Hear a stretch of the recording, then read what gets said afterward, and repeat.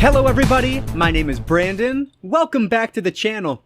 So I'm here today with my July 2020 media wrap-up. So this is typically the video where I talk about all of the media I consumed in the previous month, excluding, of course, books. If you do want to know what books I read last month, please check out my July book wrap-up. I talk about all 7 books that I finished last month, so check that out if you're interested. Today though, we're going to talk about basically everything else, which, like the past few months, the only other media I've been consuming has really been film. And so this is basically just another movie wrap-up. So with that said, I do want to put a disclaimer out there. I will actually be splitting up all of the Criterion Collection films that I watched last month into its own separate video. It is a series that I've been contemplating for a long time on the channel, and I've decided, you know what, this is a good month to do it because I watched a good number of Criterion films last month. So let's debut episode 1 of Cinefessions Conquers the Criterion Collection.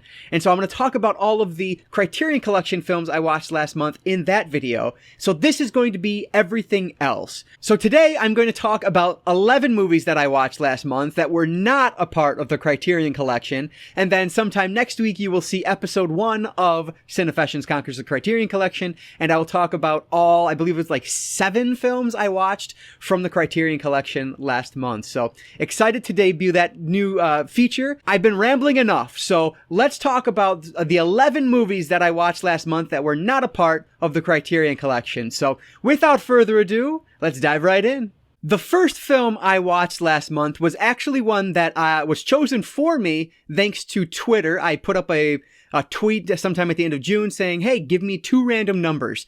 And I didn't put any context behind it, and a few people replied, so I was able to find 3 films on my shelves behind me based off of those numbers. The first one of those was thanks to Chuck's 2 numbers. I grabbed The Innkeepers.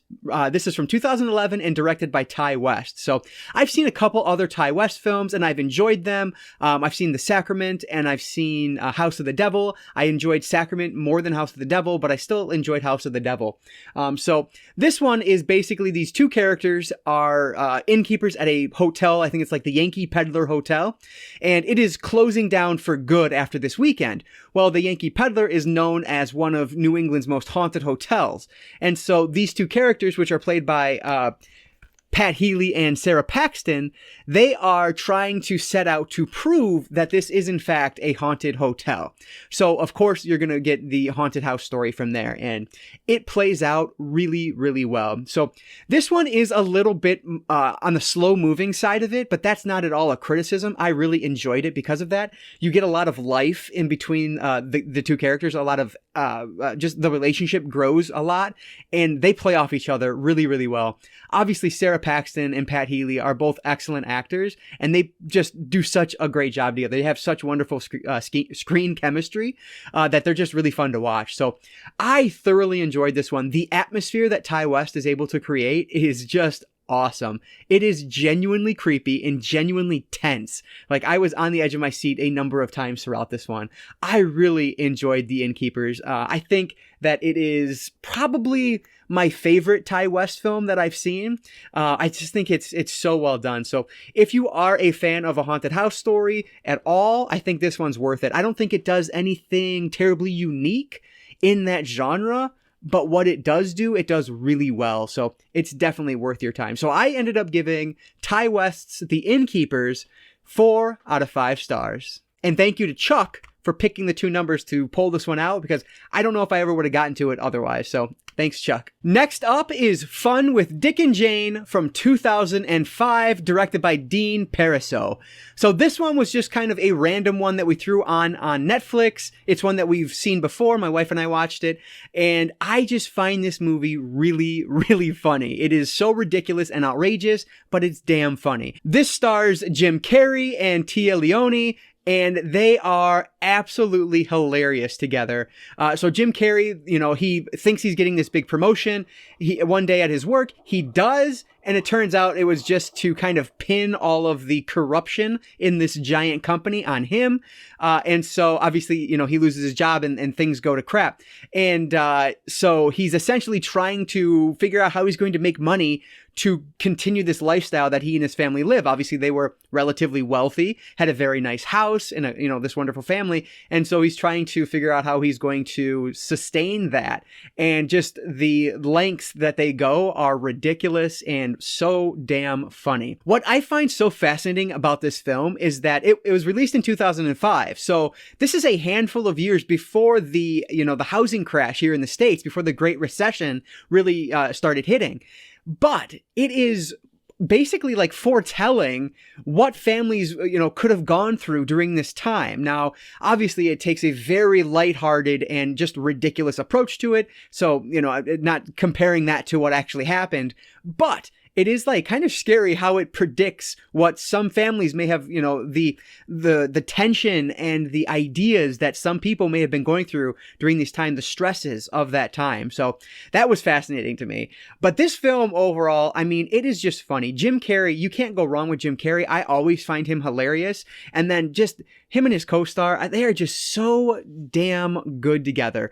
There is like she's a Latino maid who speaks Spanish. And so the little boy is learning Spanish along with it. And he has this accent for some reason. Like, it is hilarious and just stupid. The things that Jim Carrey goes through in order to try to make money for his family are so ludicrous. Like, it is without a doubt nothing that is, realistic at all. It is completely outrageous, but I laugh my butt off every time I watch it. So I recommend this film if you're just looking for something to turn your mind off for an hour or so, or whatever, a couple hours.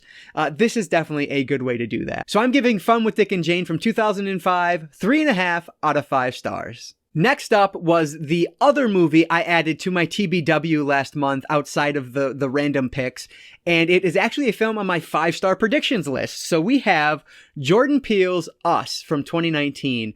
So I've seen Get Out, and I really enjoyed Get Out. So I had very high expectations for this, which is why, obviously, it ended up on my 5-star predictions list. So did it end up with 5 stars? Unfortunately, it didn't. But that does not take away anything from this film. This is a really, really strong film that I really love. So basically, we meet this family, and they are going to their vacation home out by the lake somewhere. I don't know exactly where this is. Oh, I guess it's near San Diego. So the film opens up with this really weird moment in a funhouse. Our main character is a little girl, and she is going through a funhouse and runs into something very strange. And so then that is kind of the fears that are being played on when she's older now and has a family of her own, and she goes back to this same area. Her husband wants her to go, and the family to go to the beach, where she had this odd, unusual encounter, which is just, scary for her. So basically this one night, a group of 4 people show up outside their house at their vacation home, and they're in the shadows. You can't really see who they are or what they are. The husband goes out to try to, figure out what's going on, and then they scatter, and then just kind of shit hits the fan at that point. I'm being incredibly vague because I don't want to give away anything for this film. Go see this movie or buy it, whatever. It's fantastic.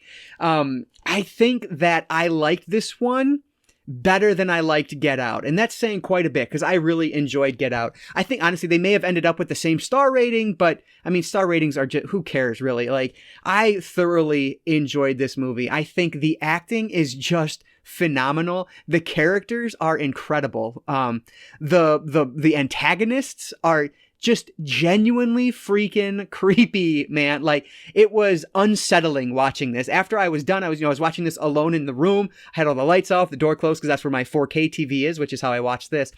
And I was just jumpy the rest of the night when I walked out. Like, I didn't want to be by myself in the dark because of how creepy this was. I don't know. This was such a really good movie that I definitely want to watch again. The acting is just... it is so, so good. The main actress, Lupita Nyong'o, I apologize, I butchered that, but she is just wonderful in this. And she does, man, just like, it's a tour de force because of how much she is expected to do in this film. And she nails it from start to finish. I cannot recommend this one enough. So I ended up giving Us from 2018 4 out of 5 stars. The The next film I watched was actually one that I watched on YouTube, and it was a very strange film. This is The McPherson Tapes from 1989, directed by Dean Eliotto. So this is actually a film that Vinegar Syndrome has released on Blu-ray, and I definitely plan on picking it up on Blu-ray.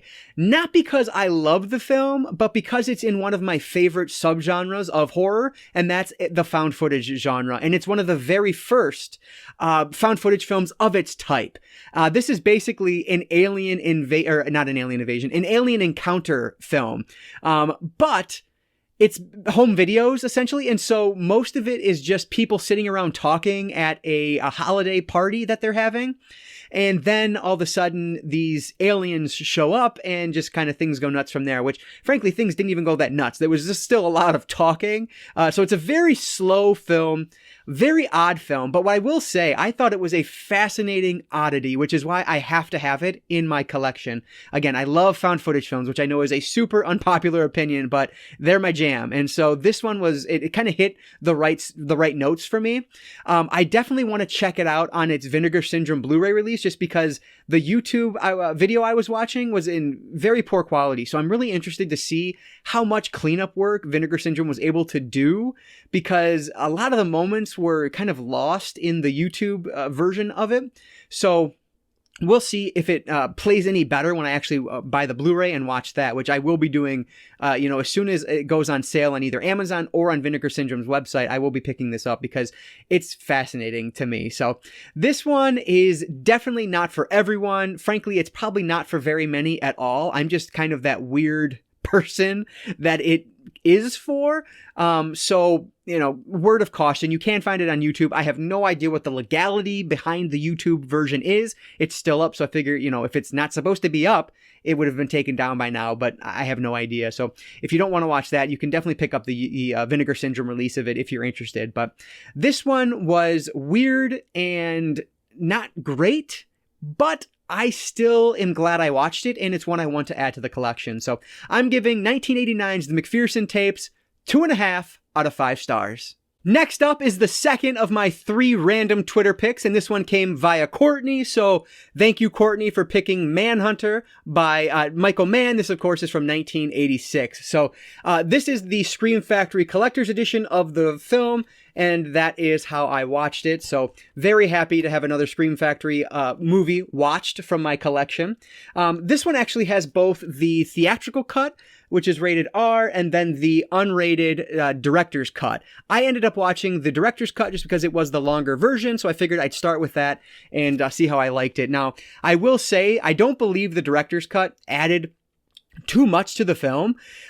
You can tell when you were watching the director's cut clips because they were not cleaned up. They look like DVD versions of it on this Blu-ray, so it was kind of odd going from like a crisp Blu-ray picture flipping to a 480p DVD image. But so you know exactly where the director's cut scenes are, and honestly I don't think they added very much to the film. The next time I watch this, I will probably just watch the theatrical version, and probably every time going forward. But with that said, I enjoyed this film. It is a little slower than I would have expected it to be at various points, but once our main villain is introduced, it just gets turned up to 11, and it is so good.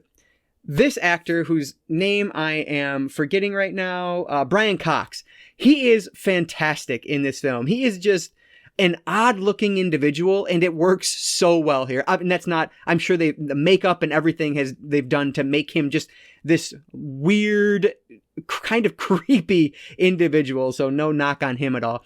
But he does such a fantastic job as Hannibal Lecter. Now, I can see why this was remade later to fit the Silence of the Lambs Hannibal, because it is a very different character than what we have here.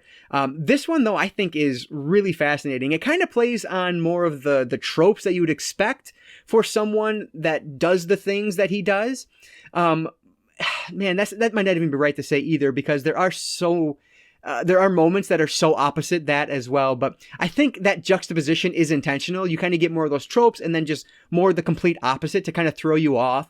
Whereas Hannibal Lecter is just, I've only seen Silence of the Lambs. I've not seen the other films in that franchise, but from Silence of the Lambs, he's just so opposite of what you would expect someone of this type to be. So I don't know. I found this fascinating. The cinematography is just spectacular. Michael Mann does such a wonderful job with his framing. His use of color is bar none. I love it. It was exactly what I was hoping to watch the night I put this in, was just Michael Mann 80s in that color. And his use of color is just fantastic. So I thoroughly enjoyed this one. I don't know that I liked it better than Silence of the Lambs. It's been quite a while since I've seen Silence of the Lambs, but I still enjoyed this. Oh, and I also love the fact that our main character is the main character from CSI, which is just awesome to me. Will Graham. He was excellent. Or no, that's the character. William Peterson is the actor. And I know him from CSI and love him in CSI. So just to see him here, I was like, oh, I had no idea he was in this film. So I thought that was pretty cool. So I'm giving Michael Mann's Manhunter from 1986 3.5 out of 5 stars. So if you guys caught my recent July media wrap up, I actually had an unboxing in there of some birthday gifts from my buddy Chris. And one of those, probably the one I was most excited about, which they were all awesome, but this one I was really excited for. And that is 2020's Invisible Man. And this is directed by Leigh Whannell. And of course, I have the 4K disc of this, and the 4K on this looked fantastic, which I didn't mention on us, but man, oh man, the 4K is phenomenal. The blacks are perfect. There's a ton of use of dark scenes in that and shadow, and it is phenomenal. So 4K is the way to go there, and here as well. So Invisible Man, I was just so excited to see this film. The trailers for this had me hooked from the get-go. I needed to see this movie. Of course, you know, I almost never go to theaters though, so I didn't see it in the theater. And then when it came out on 4K, I was just holding off because it was a little pricey. So I was just waiting. And finally, the wait paid off. My buddy sent this to me for my birthday, so thank you again, Chris. So happy that I have this in my collection.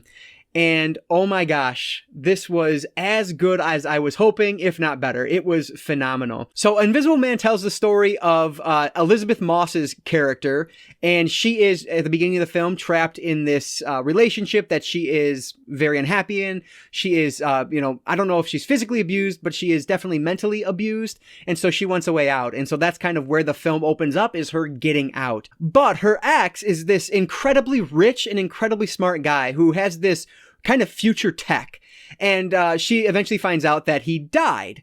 She kind of suspects that he didn't, and then weird things start happening. She's staying with a friend and this friend's daughter, and odd things start happening around the house that make her think that maybe he's not dead after all.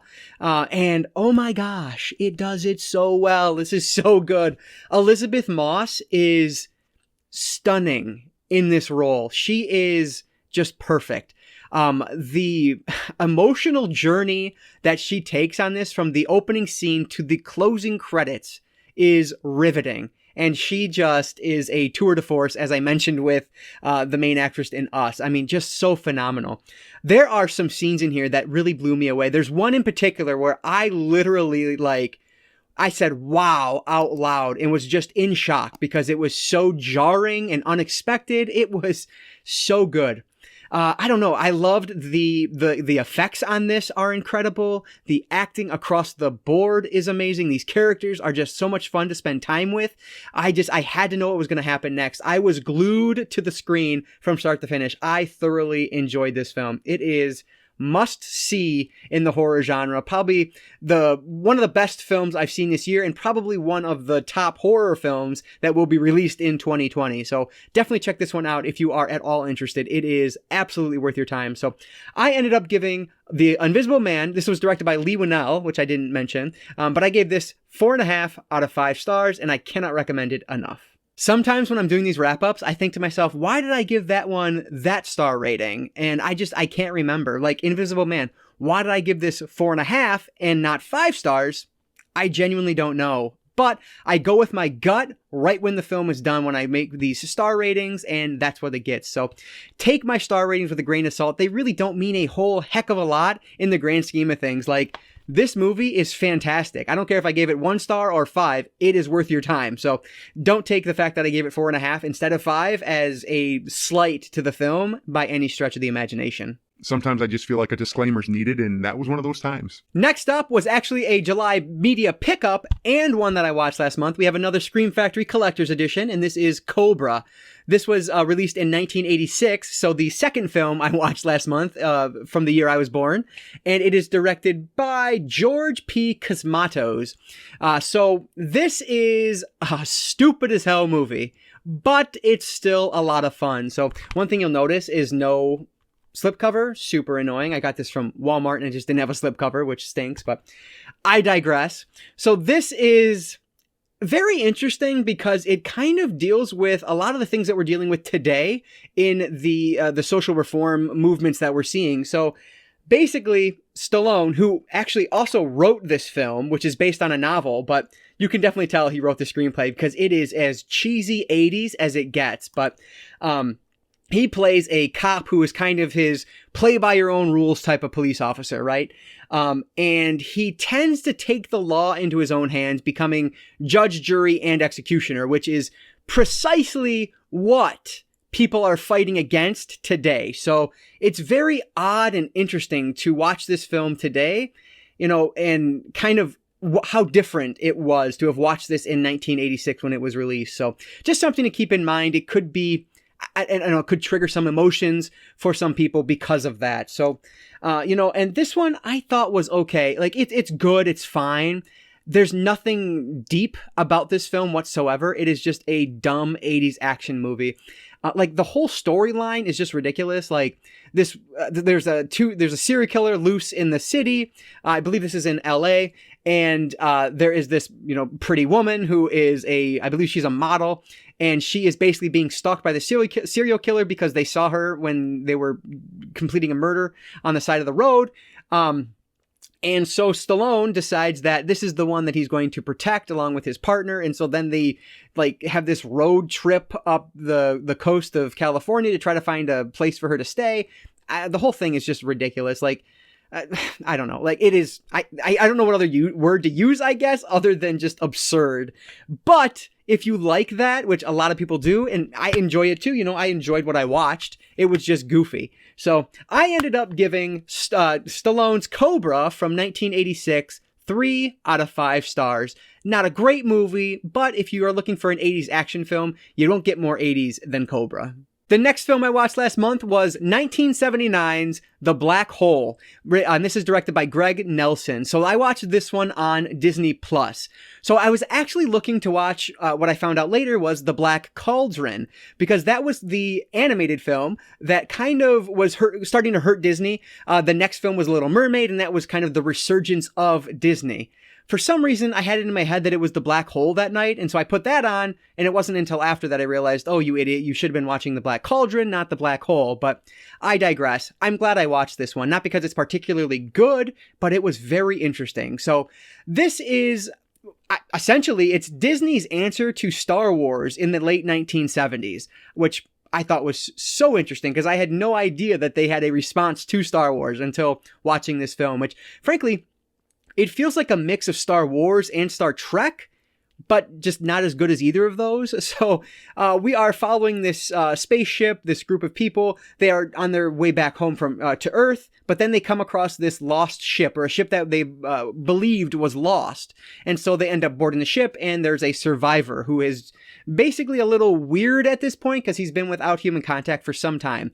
There is this black hole, hence the title of the film, that is near where the ship is, and the doctor on the ship that they have boarded wants to go into the black hole because he thinks he can go out on come out on the other side. So that's the whole premise here, which is probably not a great way to explain it, but that's what's going on. This one is such an odd duck. Like, it is very slow moving, which to most people, it would probably turn them off, but I was just fascinated by like the science behind it. Not that there's a whole lot of science, it's a Disney film, but just the ideas that were presented, I was really captured by. But that said, even I thought it was a little slow for its own good. There is some intrigue though, because there's clearly something odd going on this ship. And you don't really find out what that is until the movie progresses, so I won't spoil anything there. But I thought that part was pretty cool, and I thought done pretty well. Unfortunately, like the last act of the film, I thought was just not very good at all. The music in this is interesting. I've actually saw some reviews where people were just praising the music, how fantastic it was, but I was kind of on the opposite. I thought it was very clearly a Star Wars ripoff score, but done in such a poor way. At the very final battle sequence that's going on, they're basically playing like a remixed version of the very final song in Star Wars A New Hope, where they're getting their medals, if you know that song. Like, that's exactly what it reminded me of, and it was so out of place. I'm like, this is a victory celebration, and clearly you guys don't have anything to celebrate right now. You were in the midst of a battle. I thought it was just such a poor choice for that music in that spot. That music was not bad by any stretch. It was very clearly a ripoff of Star Wars, but it was put in such a poor place. So I really thought the last 20 or so minutes of this were just very poorly done. But everything leading up to it I thought was interesting enough. So I didn't love this one. I didn't hate it. I'm definitely glad I watched it. I don't really know if it's worth your time. You'll have to decide that or not. So I ended up giving The Black Hole 3 out of 5 stars. Oh man, I'm ready for the hate. I'm totally fine. It's totally justified for all the hate I'm going to get for this one. But we have the number 23. This is from 2007, directed by Joel Schumacher, of all people. So you can see I have the DVD here of this one, which is in the old Blockbuster case, which, look at this. Do you guys remember this? Blockbuster Total Access. I totally had this and took advantage of it. It was fantastic because it was basically like Netflix, but instead of having to mail the movie back, you could just take it up to the store, your brick and mortar Blockbuster location, and swap it out for anything you wanted. It was awesome. I loved Blockbuster Total Access. But anyway, nostalgia aside, I ended up having to buy this one twice last month because the first one I bought on eBay didn't work. It just wouldn't play at all. So I ended up getting a refund for that one. Super nice eBay seller. And then just bought it in a local disc replay. So I was able to actually watch it last month. So I seen this one way back when I owned this exact DVD, the same style DVD. I just sold it, I guess. And I don't know why, because now I wanted to watch it again. So I had to buy it. But luckily it's a DVD, so it's super cheap. But this is a very strange film. I love when typically comedic actors play straight roles, and that's what's going on here with Jim Carrey. He does a very interesting job with this. So basically, Jim Carrey is co-starring along with Virginia Madsen, who I think is really, really good in this as well. And he stumbles upon this book. He's meeting his wife for a party that night. She's in a bookstore. She happens upon this book, which is called The Number 23. And she reads it, really likes it, and decides, hey, you should read this one. So he starts reading it. And as he's reading it, he realizes, man, this is remarkably similar to my life. And so he gets this idea in his head that the book is based on him. And everything in his life, like, he adds up the letters in his name or adds up the numbers in his street address, and things start equaling the number 23, which in the film, they make it out as this is like a known thing that the number 23 equals a lot of different things. And so some conspiracy theorists out there believe that the number 23 has some kind of, power behind it or whatever the case may be. I have no idea if that's a real phenomenon or just something they invented for this film, but either way, I thought it was very, very well done.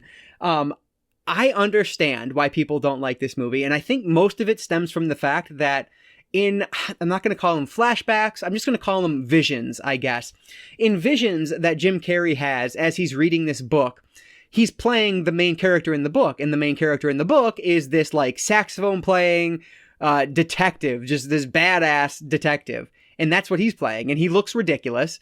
But I forgive that because it is the same thing as if I'm reading a book and I want to play the very cool main character that I am very obviously not to the outside eye. I can be a professional athlete. To me, it looks normal. To everybody else who's ever seen me run, you know how ridiculous that sounds. But in my head, it works. And so that's kind of how I justified what was going on in these visions that Jim Carrey had. Because when as things play out, you understand that that's not at all what happened. And so I totally, forgive the film for those ridiculous moments of Jim Carrey playing this absurd character. That said, some people can't get past that, and I understand that. I totally appreciate that. Me, though, I really like this movie. I think it is such a, just a mind, it just screws with your mind a lot, and I always enjoy that. So I think this one is worth the time. I'm glad to now own it again. I wish I would have gotten the Blu-ray, but it was a little bit more expensive than I wanted to pay for it. So I had the DVD, and I'll probably just stick with that, because I don't know how many more times I will watch this in my life, but I don't know, it's interesting. I ended up giving the number 23 4 out of 5 stars. Next is the third and final random pick from Twitter last month for my TBW, and that was courtesy of Chris. So this one, I want to say thank you, Chris, but on the other hand, I don't, because I did not enjoy this film at all. We have The Last Unicorn from 1982, I believe, and this is directed by Rankin and Bass. So I know Rankin and Bass from like the Christmas classics, you know, Rudolph and Frosty and all those, and I always enjoyed those. So I've heard good things about this. I thought I would really enjoy this. And the cast on this is insane. Like Jeff Bridges, Mia Farrow, Angela Lansbury, so many more that are just escaping me at this point, but it's a fantastic cast. Unfortunately, on paper, this sounds amazing. In execution, it is far, far from it. I will start with the positive. I enjoyed the music. I thought it was well done, and I like the animation style. It's Rankin and Bass. You know, you're going to get a quality animation style. Unfortunately, for me, nothing else worked. I didn't like the story. I didn't care about the story. Honestly, I was probably confused at some of the story because I just was so disinterested in what was happening on screen that I disengaged from what was going on. So I'm sure I missed, you know, some lines of dialogue that help explain some things. But I mean, it's not my job to stay focused. It's the film's job to keep me engaged. And this did not do that. I was so disappointed with this. And I think that Jeff Bridges as one of the main characters here, I thought he was just terrible. I am shocked that Jeff Bridges was able to give such a poor performance. I understand that this is, you know, a voiced acting performance, and so it's a little bit different than maybe something, you know, where he's actually live action and on screen. But oh my goodness, he was terrible in this, and I was just disappointed. So I won't continue bashing it. I won't continue going on, but hopefully if you watch this one, you liked it a heck of a lot better than I did, because this was not for me. I ended up giving The Last Unicorn from 1982 1 out of 5 stars. The last film I watched last month was a horror film on Shudder, which I actually have for the month now, and I'm so glad I do. So I watched Host from 2020. So this was directed by Rob Savage, and it was done through quarantine here, through this COVID pandemic that we're dealing with, and oh my God, this film is fantastic. So I am like I said, a huge found footage fan, and that's what this is. It is basically like a Zoom call, but done in a horror movie style. So this is basically like Unfriended, if you guys saw that movie, meets Paranormal Activity, but cranked up to 11. Like, it is so damn cool. So if you like either of those, you don't even need to continue listening to me at this point. Just go watch this film on Shudder. It's fantastic. My only regret is that I'm not holding a Blu-ray right now. Like, I want this to come out on Blu-ray loaded with special features and behind the scenes, because I need to know how they did this, especially during this pandemic. Like, fascinating stuff to me. But anyway, so this is a group of friends coming together on a Zoom call, and they're having a seance. And of course, some of them are not necessarily taking it as seriously as the host would like. Because of that, they perform some, you know, ritualistic things or whatever you want to call them, and kind of just stuff goes wrong. And then you have what is essentially like a multiple haunted house film, because obviously they are all in their own separate houses at the time. So it is very, very cool. This is so fascinating to me that they were able to do this. So the fact that this film even exists is remarkable. And then the way they executed it is just even more so. This was genuinely scary for me. There were some jump scares, which I'm a fan of. I like jump scares, whatever. You want to make me jump? That's totally fine. I don't dislike those at all. I know some people think they're cheap or whatever, but hey, that's fine by me. On top of those jump scares, though, you just have this incredible atmosphere that's built up thanks to this awesome setting that they have with this Zoom call idea. It is just so cool. If I have to find a minor fault with this, really the only thing I could point out is that when these characters are, face to face, they continue their COVID habits with everything going on in the world around them, in this universe that they've built. The last thing on these characters' minds should be that we shouldn't hug or that we shouldn't touch hands, that we have to do the the elbow thing, you know, like that was a little bit ridiculous to me. Just because there's so much happening. People are going to deal with the obstacle in front of them. They're going to deal with the terror in front of them, not the potential terror that's on the outside world. That's just how it's going to happen. So that was a little like, oh, that's silly. But it's like literally these two tiny moments that do not detract from the film at all. I love this movie. I cannot recommend it enough. I want to scream it from the rooftops. Watch this film. Host is fantastic. If you like found footage, if you like, you know, Paranormal Activity, if you liked Unfriended from a couple years back, watch this film. It is awesome. It's just, I can't say it enough. I ended up giving The Host from 2020 4.5 out of 5 stars. All right, so that is going to do it for the non-Criterion films I watched last month. What a fantastic month of movie watching it was for me. So let me know down in the comments below. Have you seen any of these? Do you like them? Do you hate them? Am I right? Am I wrong? Let me know down in the comments below. I'd love to have more of a conversation with you guys down there. And please check back to the channel in just a handful of days, and I will talk about all 7 Criterion Collection films that I watched last month in the first episode of Cinefessions Conquers the Criterion Collection. So hopefully you guys are looking forward to that. As always, if you guys enjoyed this video, please consider subscribing to Cinefessions here on YouTube. And if not, thank you anyway for watching this video. I really do appreciate that. All right, guys, so that's going to do it for today. I just want to say thank you all so much for watching, and I'll catch you next time.